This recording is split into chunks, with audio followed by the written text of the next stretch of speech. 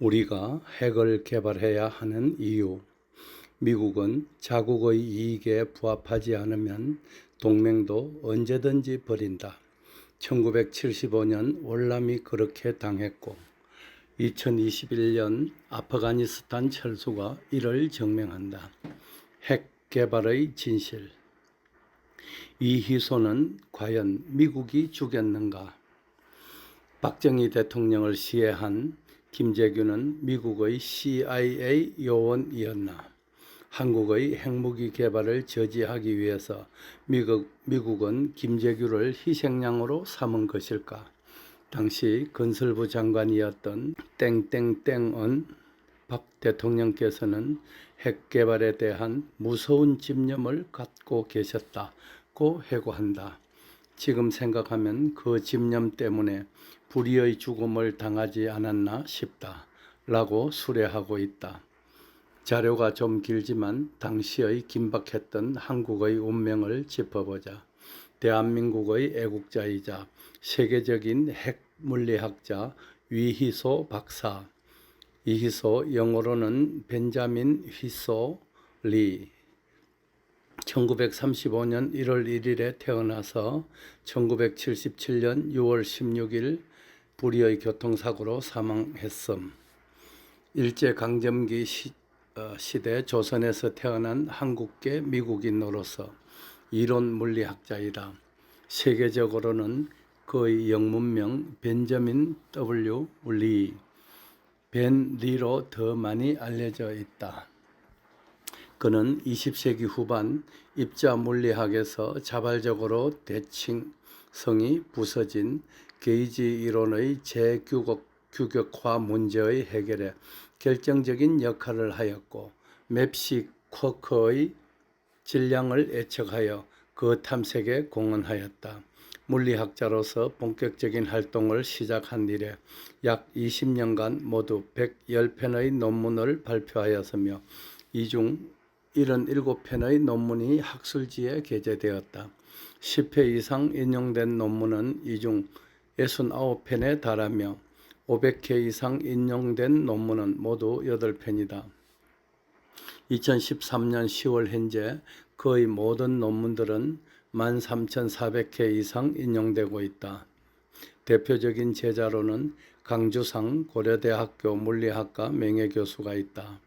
무궁화 꽃이 피었습니다의 주인공인 이희소 박사는 1935년 서울에서 태어나 경기고 2학년 재학 중 검정고시를 거쳐 서울대 수석 합격, 화공과 2학년 재학 중 도미, 마이애미 대학 물리학과에 편입, 피츠버그 대학 석사, 펜실바니아 대학에서 박사학위 취득, 27세에 프리스톤 연구소 위원, 당시 미국에서 10명 안에 드는 손꼽히는 물리학자가 되었고 28세에 뉴욕 주립대학 정교수, 30살에 시카고 대학 교수 겸 페르미 연구소 물리부장으로 취임, 명실공히 세계 핵물리학자 중 1인자로 부상했다.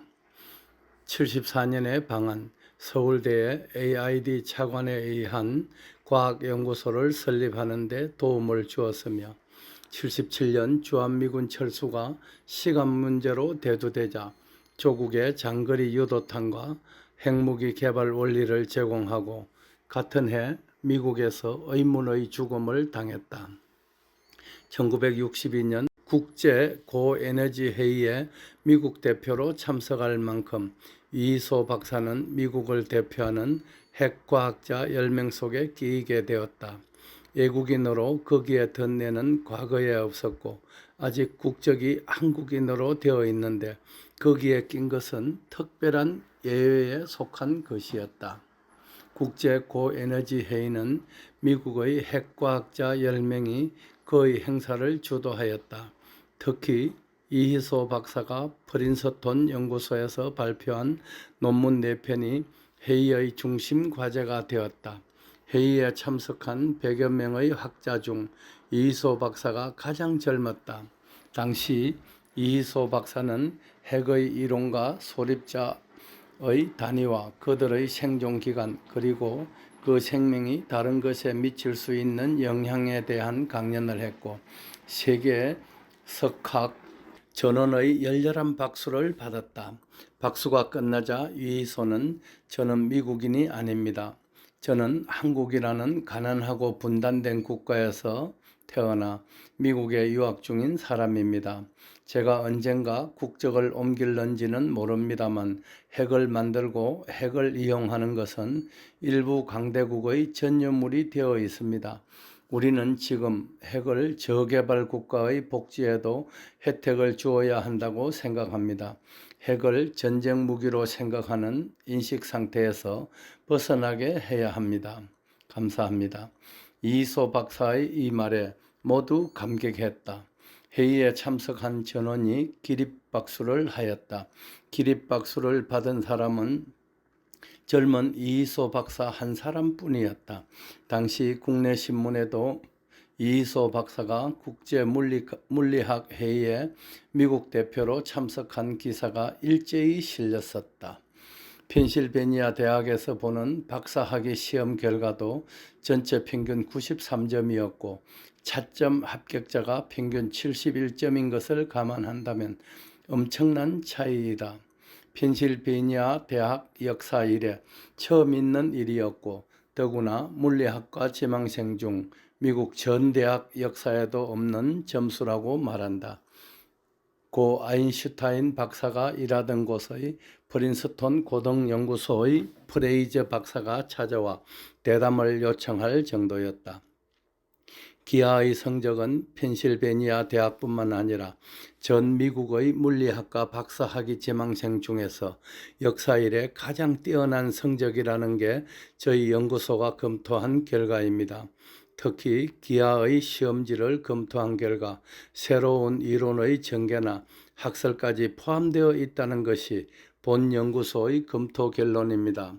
더구나 한국에서 유학 온 학생으로서 이런 성적을 올릴 수 있는 비결이라도 있는가고 묻는 이희소와의 대담은 생략하고 프레이저 박사는 정중히 이희소를 연구소에 꼭 필요한 인재라고 초빙하면서 기하를 만난 것이 영광입니다. 더구나 저희 연구소에 오시게 된 것도 환영합니다. 기하가 미국에 있는 것도 참으로 다행인 것 같습니다. 이희소는 1960년 1월 프리스톤의 정연구원으로 들어갔다. 특히 이희소의 담당 교수인 크라인 교수가 기뻐해 주었다. 세계 석학의 집결지인 프린스톤 연구소에 30살도 안 된 사람이 정회원, 당시 25살이 된 것은 처음 있는 일이었다. 박정희 대통령과 이희소. 핵을 개발하기 위해서는 우리나라에 꼭 필요했던 이희소 박사. 박정희 대통령이 보낸 편지를 소개한다. 이희소 박사님 안녕하십니까? 박사님을 배운 지 벌써 4년이나 되었습니다. 그동안 박사님의 소식은 이곳에서도 자주 듣고 있습니다. 그리고 박사님께서 본인이 선포한 유신에 반대한 것 때문에 저대로 많은 고민도 했습니다. 본인은 언제까지 대통령직에 있지는 않을 것입니다. 이제 본인이 대통령직을 그만두느냐 계속하느냐 하는 것은 모든 것이 국방에 달렸다고 사료됩니다. 지금 나라는 어지럽고 국방은 허술하고 언제 공산화가 될지도 모르는 상황에서 대통령직을 내놓을 수도 없게 되었습니다. 이 박사님께서도 아시다시피 우리 정부와는 단 한마디의 상의도 없이 카터 행정부는 이미 미군 철수를 시작했습니다. 미사일 부대는 이미 철수를 끝낸 단계이고 지상군 17,000명이 철수를 시작했습니다. 이것은 월남메스와 같이 한국이 공산화되어도 좋다는 전제의 신호이기도 합니다. 이제 얼마 후면 한국에 남아있는 핵도 철수할 것입니다. 이것은 시간 문제입니다. 본인도 미국 정부 측에 몇 번 자제를 호소하고 부탁도 하여 보았지만 더 이상 구걸하는 것도 추한 꼴이 되었습니다. 이제 더 이상 초라한 모습을 보이기도 못하지만 그래도 애원해서 들어줄 희망이라도 보인다면 본인은 어떠한 일이라도 할 각오입니다. 이 박사님도 아시다시피 본인이나 한국 정부가 요구해서 들어줄 단계도 이미 지났습니다. 가능성도 없는 국을 행각으로 국가의 이미지만 손상을 보는 추한 모습을 또 보이고 싶지는 않습니다. 언제 인간은 이런 때가 오리라는 생각으로 박사님도 아시다시피 저는 독자적으로 유도탄 개발과 핵무기 개발을 추진하고 있었습니다. 재미 과학자들을 본국에 초청한 것이나 귀국시킨 것도 이런 제 생각의 일부입니다. 이 박사님을 초대하거나 모시지 못한 것은 박사님을 초대한다는 것은 미국의 선전포고를 하는 결과나 마찬가지라는 중론에 못 이기어 못하고 있었던 것입니다. 본인은 사실 박사님의 능력을 추앙하고 박사님이 한국 사람이라는 사실에 무한한 자부심과 긍지를 가지고 있습니다. 그러나 조국은 위태로워졌고 사정은 급박해졌습니다. 이미 카트와의 싸움은 시작되었고 여기서 비굴하지 않고도 우리는 승리해야 할 입장이 되었습니다. 그 사람은 비굴한 기운만 보이면 깔고 뭉개는 묘한 도덕 정치를 하는 사람이라고 합니다. 이제는 의존하던 시대에 종막을 구할 때라고 사료됩니다. 우리 자체가 독자적으로 미사일 개발, 핵무기 개발, 인공위성 개발까지 해서 감히 누구도 우리를 넘볼 수 없도록 해야겠습니다. 다시는 6.25의 쓰라린 경험 같은 것을 맛보지 않게 우리 백성들이 전쟁으로 살상되는 비극이 다시는 없도록 이 박사께서 도와주셔야 하겠습니다. 이소 박사님, 조국을 건져 주십시오. 74년인가 박사님을 처음 배웠을 때 저는 이 박사를 보호하기 위하여는 60만 대군이라도 동원하겠다라고 했습니다. 이것은 지금도 진심입니다. 우리 민족이 사느냐 죽느냐 하는 문제는 지금 이 박사의 마음에 달려 있습니다. 그동안 재미 물리학자들의 협력을 얻어 미사일 개발부터 서둘렀고 또 시험도 해보았지만 하나같이 성공하지 못했습니다. 지금은 이 박사님의 힘이 필요할 때입니다. 박사님의 처한 위치가 어떠한지도 저는 잘 알고 있습니다. 그러나 박사님께서도 조국이 공산화되는 것을 눈뜨고 보고만 계시지만은 않을 것입니다. 이 박사님께서 조국을 위해 한번 일어서 주십시오. 조국의 운명이 풍전등화 같은 상황 앞에서 언제 어떻게 될지 모르는 절대 위기의 상황에서 감히 이렇게 박사님께 애원합니다. 박사님의 건강과 가운이 같이 빛나기를 엎드려 비옵니다. 1977년 3월 18일 대한민국 대통령 박정희 배상. 편지는 이렇게 끝나 있었다. 이소 박사는 편지를 읽으면서 참담한 심경 속에 사로잡혔다. 암담한 기분이었다. 이소 박사는 그날 1977년 3월 20일 일기를 다음과 같이 적고 있다. 박정희 대통령께서 나에게 편지를 보내왔다. 조국이 나를 필요로 할 때라는 절박한 내용이었다. 내가 핵을 공부하고 연구한 것은 처음에는 적성에 맞기 때문이었다. 그 다음 나의 목적은 핵 연료를 이용한 인류의 구원이었다. 핵 에너지를 이용한 자원의 개발, 자원의 새로운 창조는 무한히 열려 있다. 나는 지금까지 여기에 내 생애를 바치었다. 또 앞으로도 그러고 싶다. 그러나 조국이 공산화되거나 전쟁의 소용돌이 속에 처할 위험에 처하고 있다고 가정하자. 아니, 지금 조국이 내가 겪은 6.25나 그보다 더한 비극의 문턱에 있다고 판단되었을 때 내가 조국을 위해서 할 수 있는 일이 무엇일까? 미국은 월남에서 손을 떼었고 또 한국에서도 손을 떼고 있다.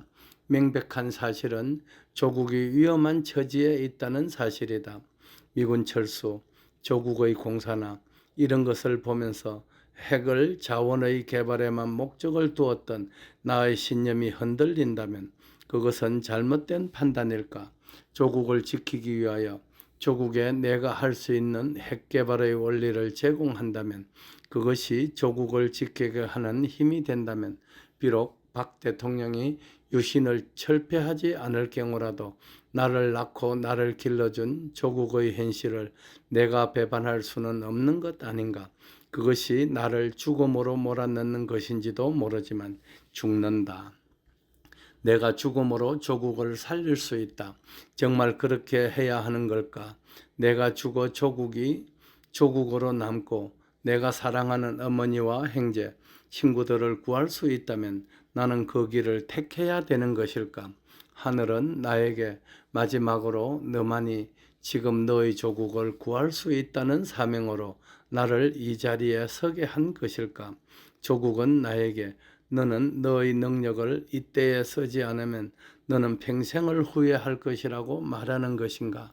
살신성인, 괜히 치명, 멸사봉공, 진인사 대천명, 나의 운명, 어머니, 아내, 아이들, 그리고 형제들, 하늘이여, 무엇이 참다운 삶이고 내가 지금 어떤 행동을 하여야 하는가를 안내하여 주소서.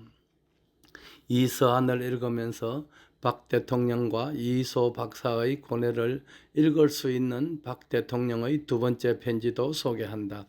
이희소 박사님, 안녕하십니까? 지난번 편지를 받으셨을 것입니다. 여러 가지로 무례한 것 용서하십시오. 제가 박사님께 편지를 띄운 후 20여일 동안 미국은 전하 한국 정부에 한마디 상의도 없이 미사일 부대 완전 철수에 이어 지상군 17,000여 명을 철수했습니다. 주한미군은 해체한 것이나 다름이 없습니다. 박사님께서 지금이라도 귀국하여 주십시오. 박사님이 한국에 계시다면 미국은 그렇게 함부로 하지는 못합니다. 박사님의 귀국만이 조국을 구할 수 있는 방법입니다. 시간은 절박하고 상황은 급박해졌습니다. 다시는 미국 측에 비굴할 수도 없고 비굴하지도 않겠습니다.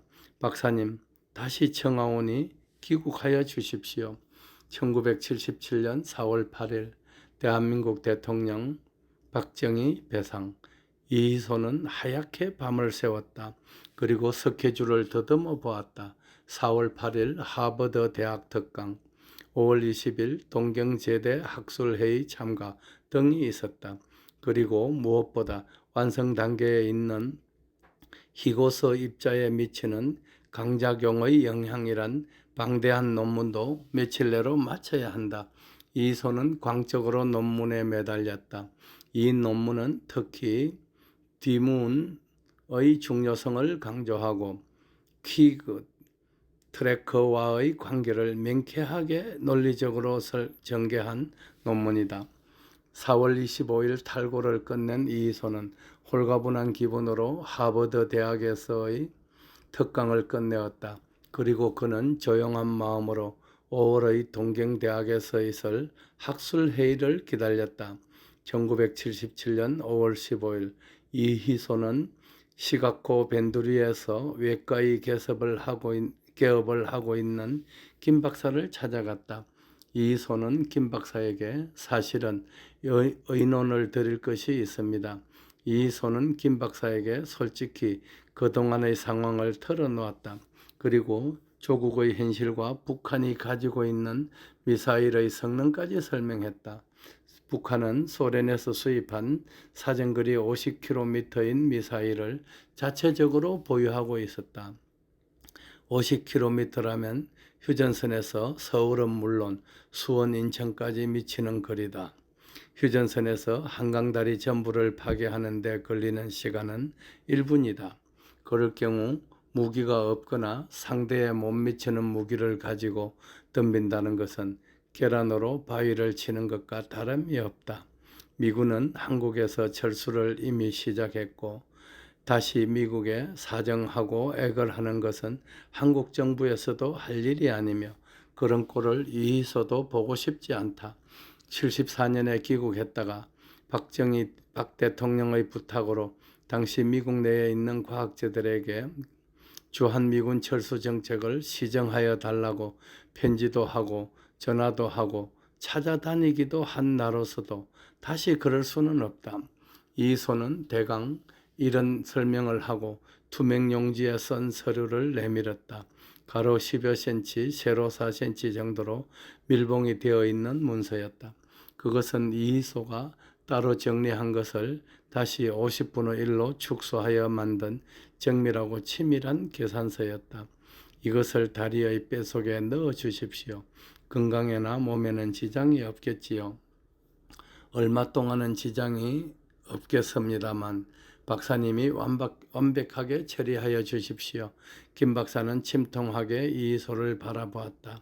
김 박사가 만류한다고 이희소가 자기의 결심을 포기할 것 같지가 않았다. 그리고 자기를 찾아온 것도 평소부터 믿었기 때문이라고 생각되었다. 무엇보다 이희소가 한국인이라는 자부심을 가지고 있다는 것에 교포사회에서는 긍지를 가지고 있었다. 김 박사는 다른 의사와 간호부까지 출입을 금지시킨 가운데 이희소의 다리에 마취 주사를 꽂았다. 살이 베어지고 소독이 된 서류를 안치하고 수술은 생각보다 빠르고 신속하게 진행되었다. 이희소는 집으로 돌아왔다. 이희소가 발표한 히고스 입자에 미치는 강작용의 영향은 물리학계에 또 다른 파문을 일으켰다. 살람 교수 78년 노벨상 수상은 물리학의 새로운 경지의 논문이라고 극찬했고 세계의 핵과학자들은 다투어 이희소의 논문을 구하려고 난리였다. 1977년 5월 19일 동경에 도착한 이희소. 다음 날 발표할 학술 논문을 정리하고는 한국 청와대에 전문을 쳤다. 5월 21일 오후 11시 정각 나리타 공항 대기. 나리타 공항 칼 안내소에는 몇 명의 안내원이 대기하고 있었다. 이소가 비행기에 오르자 바로 출발하였다. 1시간이 조금 지난 후 김포공항에 내리자 바로 대기하고 있던 헬리콥터에 올랐다. 헬기는 청와대 정원에 착륙했다. 박 대통령이 밖에 나와 기다리고 있었다. 고맙소, 이 박사. 박 대통령은 이희소의 손을 잡고 눈물을 글썽이었다. 바로 지하실로 내려간 이희소는 미리 대기하고 있던 의사 두 사람의 집도로 수술을 받았다. 수술은 간단히 끝났다. 박 대통령은 이희소의 다리 속에서 빼어낸 피가 번진 문서를 받고 눈물을 흘렸다. 이 박사, 고맙소. 이 박사. 박 대통령은 그 피가 묻어있는 밀봉된 문서를 얼굴에 갖다 대고 다시 눈물을 글썽거렸다. 이희소는 바로 헬기를 탔고 또 지체 없이 비행기에 올랐다. 다음날 이희소는 동경제대에서 아무 일이 없었던 듯이 강의를 했다. 1977년 5월 27일 미국에 돌아온 이희소는 매사에 더 적극성을 보였다. 연구소에서의 역할도 더욱 활발했고 대학에서의 강의도 가장 충실한 교수로서 그는 미국 과학계에서 가장 능력 있고 존경받는 인물로 공인되어 있었다. 가정에서도 그는 더욱 철저하게 아내 마르안너, 중국계 말레이시아 태생인 미국인, 아들 천, 딸 안에게 정성을 다했다. 1977년 6월 16일 콜로라도 주에 있는 국립과학연구소에서 초청 강의가 있었다. 가족과 함께 간단한 식사를 마치고 아내와 아들, 딸을 뒤에 앉히고 천천히 차를 몰았다. 페르미 연구소에는 위소에 딸린 전문 기사가 있지만 웬만한 일에는 위소가 직접 차를 몰았다. 시카고 교회를 지나 일리노이주에 진입하였을 때 앞에서 오는 트럭이 베란간 중앙선을 넘어 이소의 차 정면으로 돌진하였다. 운전대에는 어떤 흑인이 타고 있었고 이소는 천천히 브레이크를 밟았다. 이소의 차는 주행선에 있었기 때문에 중앙선을 넘어오더라도 여유가 있었다. 그러나 트럭은 100m나 떨어진 곳에서부터 정면으로 이소의 차를 향하여 돌진하였다. 차의 앞머리가 부서지고 이소는 쓰러지고 마리안너, 천이, 아니는 삽시간에 일어난 사건에 정신을 잃었다. 마리안너는 직감적으로 아 소리를 지르며 상대방 흑인의 운전 솜씨가 의도적이라는 느낌을 받았다. 이소의 차를 받은 트럭은 쏜살같이 도망쳐 버렸다. 차가 정지하고 경찰이 오고 이소를 차에서 끌어내고 페르미 연구소에 비상벨이 울렸다. 이소의 차에 설치된 긴급벨이었다. FBI, CIA에서 페르미 연구소장에게 긴급 전화가 걸려왔다. 이희소 교통사고로 사망, 상대는 50대 후반의 흑인, 도주했음. 미 국무장관실에도 비상벨이 울렸다. 이희소 사망, FBI, CIA 요원이 삽시간에 주위 400km의 도로를 감쌌다. 그러나 어찌된 영문인지 범인에 대한 소식은 전혀 발표하지도 않았다. 아니, 어떻게 부딪혔으며 어디가 어떻게 손상되어 죽었는지조차 발표하지 않았다. 이소 사망, UPI, AP, 로이터 통신으로 세계 언론계와 각국 대사관으로 속속 전달되었다. 밤 12시 30분 청와대 대통령 집무실에 있는 긴급벨이 울렸다. 이소 사망. 박 대통령은 전화기 속에서 들리는 소리를 듣고 전화통을 창밖으로 내던져 버렸다.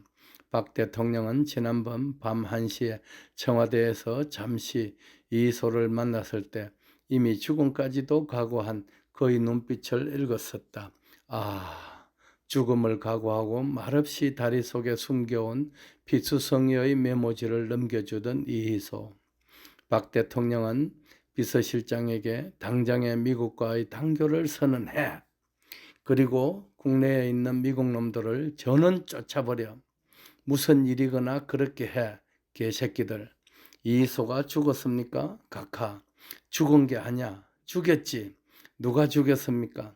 미국이 그랬지. 그 새끼들 청와대를 24시간 도청하지를 않나. 이희소는 미국 CIA에서만 24시간 감시하는 것이 아닙니다. 소련에서도 인공위성으로 이희소를 24시간 감시한다고 들었습니다. 북한에서도 이희소 때문에 신경을 쓴다는 정보도 있고 어쨌거나 이희소는 미국에서 죽였어. 아니, 설령 미국에서 죽이지 않았더라도 보호를 해야지. 개새끼들. 도덕 정치를 한다는 놈들이 그리고 눈앞에 있는 범인도 안 잡았다는 거야. 미국 대사께서 온다고 전화가 왔습니다. 쫓아버려. 쌍놈의 새끼들. 그리고 내일 아침 내가 직접 미국에 항의하는 성명서를 발표하겠네. 이튿날 박 대통령은 직접 나타나 미국 대사를 불러 항의하고 내외신 기자를 불러 성명서까지 발표했다.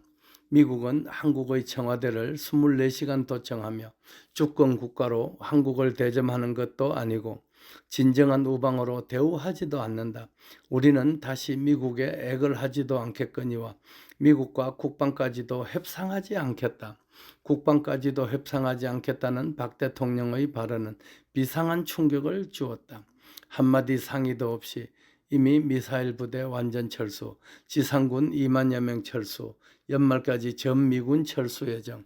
이렇게 하는 국가를 믿고 국방을 의논할 수는 없다. 미국이나 소련이 가진 무기를 우리도 가지면 된다라고 청와대 국무회의에서 공공연히 말하곤 했다. 이소의 장례식이 끝나고 물리학자들은 1년만 더 있다 죽었어도 노벨상을 타고 죽는 건데 이소가 의문의 죽음을 당한 2달 후에 박 대통령은 보국훈장을 수여했다. 수상식에는 이희소를 대신하여 이희소의 어머니가 받았다. 박 대통령은 이희소 박사의 어머니 손을 잡고 눈시울을 붉히며 참 훌륭한 분이었는데 너무 훌륭한 분이었는데 너무 아까운 분이었는데 라고 말하며 손수건을 꺼내 눈물을 닦았다. 이희소가 박 대통령에게 유도탄 및 핵제조 개발 원리를 넘겨주고 의문의 죽음을 당한 후를 전후하여 미국의 원자력 정책은 급전환했다. 핵관리의 엄격한 체제 구축, 우방국에 대하여 한국과의 핵협정 파기 등을 강력히 요구했을 뿐 아니라 카터는 한술 더 떠서 한국은 인권 탄압을 중지하고 긴급 조치를 즉각 해제하고 독자적인 핵개발 추진을 바로 중지하라 라고 노골적으로 요구했다. 박 대통령은 이러한 카터의 요구에 청와대를 24시간 도청하며 한마디 상의도 없이 주한미군을 데려가는 사람과 대화하고 싶지 않다. 카터는 근본적으로 도덕성이 결여된 사람으로서 도덕 정치를 하는 사람이다. 라고 응수했다. 한국과 미국은 상호의 신뢰가 완전히 무너져 버렸다. 거기다가 박 대통령은 감정적인 발언마저 서슴없이 해버렸다. 국가에는 영원한 우방도 영원한 적도 없다. 그리고 핵 확산 금지 조약도 자기들은 다 만들어 놓고 남의 나라 보고 만들지 못하게 하는 것이니 패권주의 사상에서나 가능한 발상이다. 박 대통령의 이러한 발언은 카터에게도 충격적인 것이었다. 카터는 그런 박 대통령에게 박 대통령은 반체제 인사를 적각 석방하라. 그리고 핵무기 개발을 중단하지 않으면 2억 9,200만 달러의 미국 수출입은행 차관 약정을 파기하겠다. 라고 응수했다. 이러한 한미 간의 대립은 박 대통령에게 유도탄 개발과 핵 개발에 더욱 박차를 가하게 했다. 박 대통령이 하도 난리를 치니까 한 측근이 핵 공장을 비밀리에 만들 수 있는 아이디어를 제공하자 내가 다 알아서 하고 있어. 관여하지 말게. 곧대. 그것만 되면 대통령직을 그만두고 영남대학에나 내려가 있겠어. 라고 말씀하셨다. 박 대통령은 한국핵연료개발공단과 한국국방과학연구소에서 합동으로 제작하는 유도탄 개발과 핵개발 상황을 알아보기 위하여 매일 아침과 저녁으로 직접 전화로 확인하고 일주일에 한두 번은 예고 없이 들리어 연구원들과 종사자들을 격려했다. 박 대통령의 집념은 눈물겨울 정도였다. 박 대통령은 집무실에 앉아 한가할 때면 먼 하늘을 바라보며 이소의 영상을 더듬었다. 다리를 베고 뼛속에서 메모지를 내주던 모습, 그 비투성이의 메모지를 받아들고 감격하였던 대통령 자신의 모습, 이소가 차에 깔려 죽는 영상, 지금까지도 의문의 죽음에 한마디 변명도 없는 미국. 박 대통령은 이제 이소의 영혼을 위해서라도 이소가 내어준 메모지대로는 다 실험을 거쳐야 할 책임을 느끼었다. 유도탄 개발과 핵무기 개발은 외국의 지원 없이 독자적인 기술과 지원에 의해서 진행되고 있었지만 박 대통령의 열성에 감격한 과학자들과 600여 명 직원의 협조에 의하여 해결하곤 하였다. 어려움이 산재에 있었지만 핵분열 물질의 생산과 핵탄두의 운반체 개발 등이 문제였다. 미국은 물론 다른 나라들도 한국과 핵협정을 맺으려 하지 않았고 맺었던 핵원료 협정도 미국의 압력에 의하여 중단된 것이나 다름이 없었다. 막막한 며칠이 지나면서 다시 이소의 메모를 펼쳐보았다.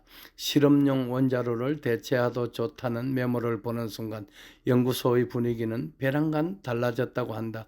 이러한 어려움은 몇 번씩 반복되었지만 그때마다 이소의 치밀성에 감탄했다. 이소는 천만분의 1도 실수할 수 없도록 치밀하고 정확한 계산법과 만약의 경우를 우려한 모든 준비물을 메모지에 써놓고 있었다. 1978년 8월 26일 영영기지에서 한국국방과학연구소와 한국핵연료개발공단과 공동으로 제작한 중장거리 유도탄 발사 실험이 있었다. 과거에 몇 번씩 실패한 경험이 있는 박 대통령의 심정이나 과기처 장관 또는 거기 모인 사람들은 초조와 기대 섞인 착잡한 심정이었다. 첫 번째 대전차 로켓 3.3인치 로켓을 다시 개발한 것임. 실험은 대성공이었다. 두 번째로 다연발 로켓 28연발 사정거리 20km 실험도 성공이었다. 세 번째 중거리 로켓 사정거리 50km 시험 발사도 성공이었다. 북한이 보유하고 있는 소련제 미사일의 사정거리와 같은 수준이었다. 이것을 우리의 기술만으로 개발한 것이다. 마지막 관심의 초점이었던 장거리 유도탄 발사 실험도 성공이었다. 사정거리 150km, 유효 사거리 350km로 북한 전역은 물론 소련과 중공의 일부 지역까지 영향권이 미치는 것이었다. 이 성능은 미국이 개발한 최신 장거리 유도탄인 나이키 미사일보다 성능이 우수한 것이기도 하다. 이것을 외국의 도움 없이 독자적으로 개발한 것이다. 이로써 한국은 세계에서 7번째의 유도탄 보유국이 된 것이다. 그것도 세계에서 가장 성능이 좋은 장거리 유도탄을 순수한 우리의 기술로 개발한 것이다. 박 대통령은 마지막 장거리 유도탄 발사 실험마저 성공하자 너무너무 감격한 나머지 눈물을 흘렸다. 1978년 9월 26일은 국군 역사상 오래 기억되어야 할 경축일이었다.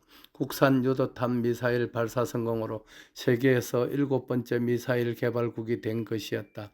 너무 감격하고 있는 박 대통령을 바라보던 곽이처 장관, 국방장관, 관계 과학자들도 눈시울이 붉어졌다. 박 대통령은 임원들의 노고를 일일이 치하하고 차에 올라 손수건을 꺼내 눈물을 닦았다. 박 대통령의 머릿속에는 다시 이소의 순수하고 맑은 눈동자의 영상과 어울려 그의 죽음을 생각했다.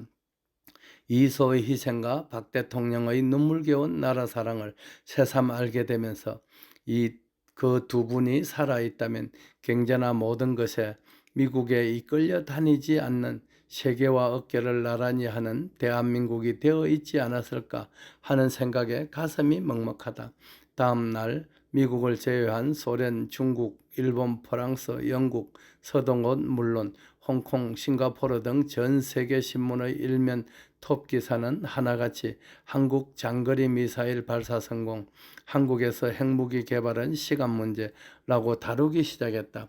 특히 소련의 적성지에서는 전면 톱 기사로 다루고 사설까지 동원해 염려스런 사태라고 논평하였다. 중국, 일본, 홍콩, 프랑스에서도 해설과 우려를 표명하였다. 세계가 경악과 공포의 분위기에 휩싸인 것이다.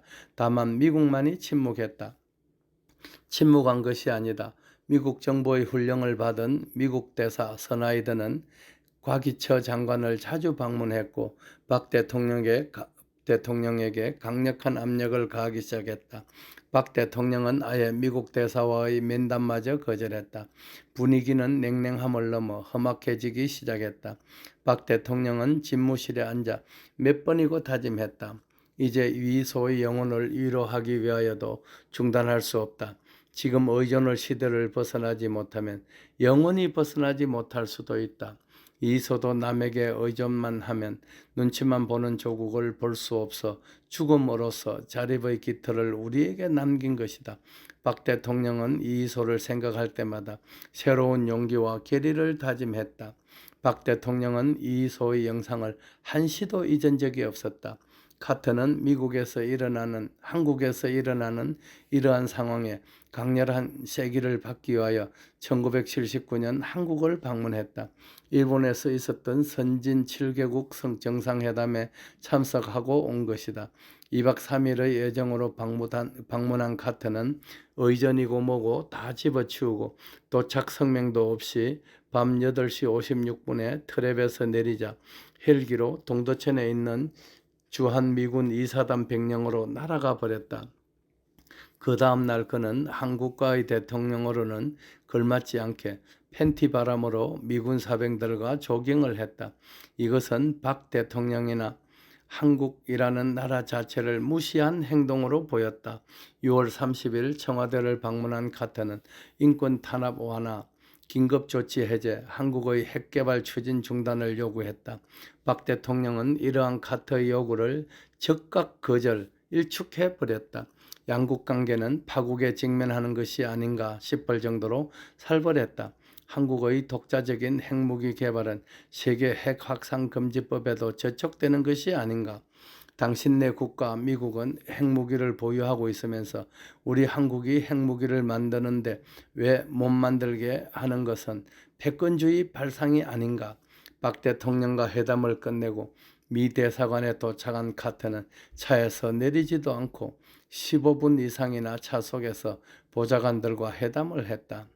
극비의 긴박한 지시를 내리는 분위기다. 내용은 공개되지 않았다. 주한미군 철수도 일시 중단되었다. 표면적인 이유는 북한의 전쟁 도발 억제, 소련의 태평양 군사력 증강 등을 들어서나 한국의 독자적 핵개발 추진을 포기하는 데 목적이 있었던 것은 말할 나위도 없다. 같은 해 1979년 10월 26일 박 대통령은 김제구의 총에 맞아 청와대 별실 궁정동 지하에서 서거하였다. 김재규는 정말 미국 CIA 요원이었을까? 한국의 핵무기 개발을 저지하기 위해서 미국은 김재규를 희생양으로 삼은 것일까? 당시 건설부 장관은 박 대통령의 핵 개발에 대한 집념은 무서웠다. 지금 생각하면 그 집념 때문에 불의의 죽음을 당하지 않았나 싶다. 라고 수레하고 있다. 이소의 죽음과 박 대통령의 죽음이 다 미궁 속에 빠진 채 누가 해결의 열쇠를 가지고 있는지도 모르는 채 역사의 갱류 속에 묻혀져 갔다. 1980년 제5공화국이 들어서면서 원자력연구소와 핵개발공단은 에너지연구소로, 과학원과 과학기술연구소는 과학기술연구원으로 통합되었다. 새로 부임한 전두환 대통령은 미국 대통령에 새로 당선된 레이건을 찾아가 한국의 핵무기 개발 중단을 약속하고 대가로 주한미군의 계속적 주둔을 약속받고 돌아왔다. 그리고 핵무기를 만들기 위하여 준비했던 모든 것은 폐기 처분하기로 했다. 그로부터 이소의 이름도 역사의 무덤 속에 묻혀버렸다. 정말 안타까운 일이다. 우리는 지금이라도 핵무기를 개발하여 실전에 투입해야 한다. 그래야만 미치광이의 불장난으로부터 나라와 국민을 지킬 수 있다. 고 박정희 대통령과 이소 박사님의 영전에 삼가 조의를 표하는 바이다. 달대열의 세상만사. 구독과 좋아요를 눌러주시면 황금소는 큰 힘을 얻습니다.